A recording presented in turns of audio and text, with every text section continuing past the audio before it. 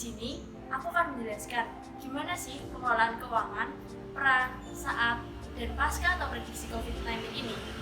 Cerita yang aku buat di sini berdasarkan pengalaman keluargaku. Sebelumnya, aku akan menceritakan atau memperkenalkan sedikit mengenai keluargaku. Pekerjaan utama ayahku adalah sebagai poster pastoran dan memiliki kerjaan sampingan driver ojek. Sedangkan ibuku adalah PKL di depan sebuah SD dan sekaligus ibu rumah tangga. So, enjoy for watching. Kondisi keuangan keluargaku ketika sebelum COVID-19 ini bisa dibilang kami mampu memenuhi kebutuhan yang datangnya secara mendadak. Ini artinya kondisi keuangan kami sebelum COVID-19 ini terkadang mengalami surplus.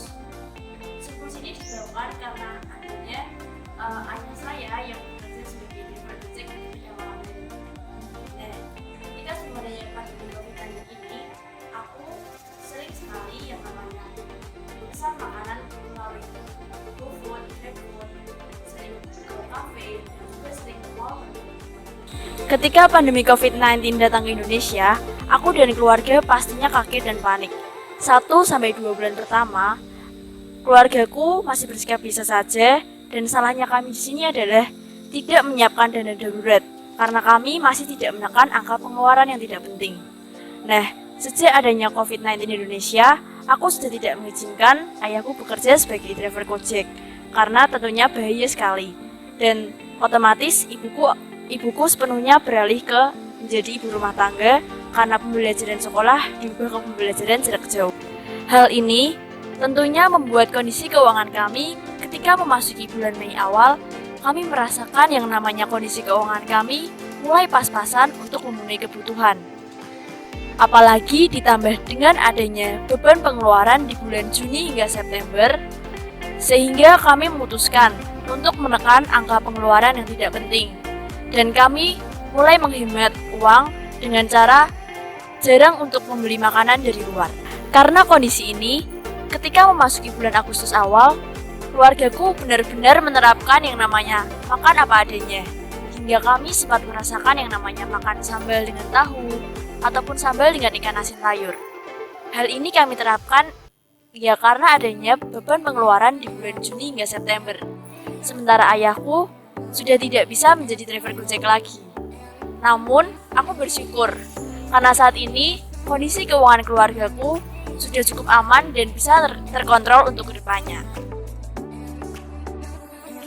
Berbicara mengenai prediksi kondisi keuangan setelah COVID-19 ini, aku yakin kondisi keuangan keluargaku pastinya akan segera membaik karena roda perekonomian Indonesia akan segera pulih.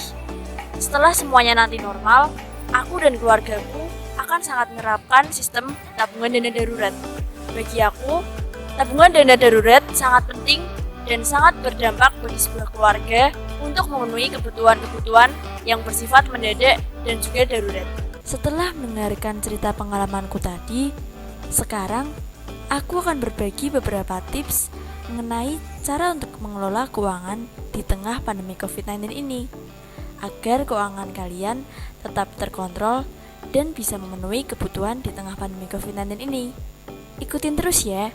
Pertama, jangan panik belanja berlebihan. Jika kalian ingin berbelanja, berbelanjalah barang-barang yang memang dibutuhkan dan jangan sampai berlebihan. Karena belanja yang berlebihan akan membuat angka pengeluaran semakin membengkak. Kedua, persiapkanlah dana darurat. Karena kita tidak tahu kapan pandemi ini berakhir, maka persiapkanlah dana darurat kurang lebih untuk 12 bulan. Alokasikanlah uang yang biasanya dipakai untuk nonton film, untuk hangout, ataupun juga bisa untuk memenuhi lifestyle. Alihkanlah dana itu untuk menjadi dana darurat. Ketiga, tahan keinginan belanja online. Sejak pandemi datang, pastinya rasa kebosanan meningkat drastis ketika kita di rumah aja. Nah, rasa kebosanan inilah yang membuat kita semakin ingin berbelanja online. Namun, cobalah tahan keinginan tersebut dan jangan tergiur dengan diskon yang diberikan oleh online shop atau e-commerce tertentu. Keempat, jangan lupa untuk selalu mendahulukan pengeluaran prioritas kita selama pandemi ini. Cukup sekian dari saya. Semoga video tadi dapat menginspirasi teman-teman semua. Terima kasih.